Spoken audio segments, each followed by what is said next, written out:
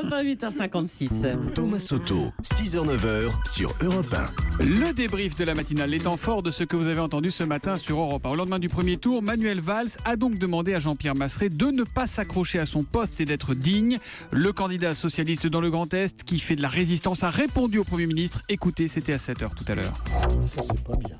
Ça, c'est pas gentil, je trouve. Je vois pas où je manquerai de dignité. Je suis digne quand je respecte mes engagements. Je suis digne quand je suis socialiste. Je m'accroche pas à un poste, franchement. Le problème, c'est que j'ai autant d'amis qui me demandent de maintenir. Des centaines et des centaines de gens qui me demandent de me maintenir. Moi, je ne fais pas le lit du Front National. Je ne vote pas le Front National. Je combats le Front National. Et je demande à être soutenu dans mon combat. Et il y en a un qui le soutient, Jean-Pierre Masré. C'est Axel Kahn. Mon plein soutien à Jean-Pierre Masré, écrit-il avec le hashtag un matin. Le généticien qui signe une longue tribune sur son blog. C'est une information d'Alexandre Cara. François Hollande veut décorer les victimes des attentats du 13 novembre.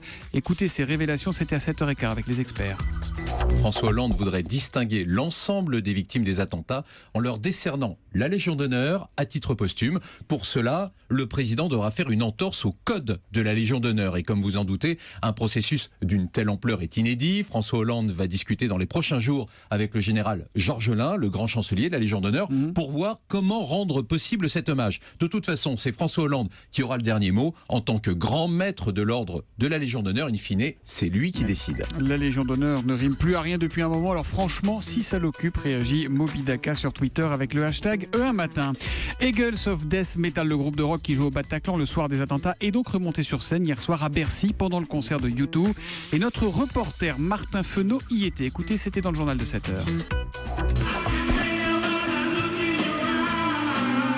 Après 2 chansons, le groupe quitte la scène et la salle se vide. Mais tout en haut dans les gradins, une femme reste encore un peu. Muriel, la cinquantaine, une rescapée du Bataclan, blessée par 3 balles. C'est en fauteuil roulant qu'elle a assisté au concert. La dernière fois que je l'avais vue, je me faisais tirer dessus, quoi. J'ai combattu ma peur parce que c'était pas gagné non plus. Je pense que c'était un bel hommage. C'est pas facile de revenir, quoi, aussi peu de temps après. Et il lâche rien non plus, c'est bien. Voilà, et puis le navigateur Franck Camas est sorti de l'hôpital à Nantes hier. Il s'était blessé lors d'un entraînement.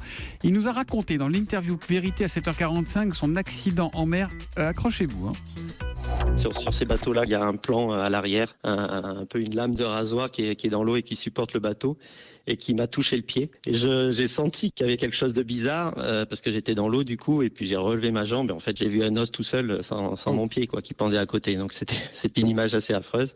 On a pu faire une réparation assez vite à Nantes et au bout de 2 heures d'opération, j'ai pu sortir avec le pied recollé. Donc ça s'est bien terminé et dans mon malheur, il y a toujours de la chance. Ça s'est bien terminé, mais il ne pourra pas faire les JO de Rio en 2016. En revanche, pour la Coupe de l'Amérique en 2017, c'est toujours d'actualité. Bonjour Caroline Roux. Bonjour Thomas, bonjour Julie, bonjour à tous. Juste après 9h, l'interview découverte vous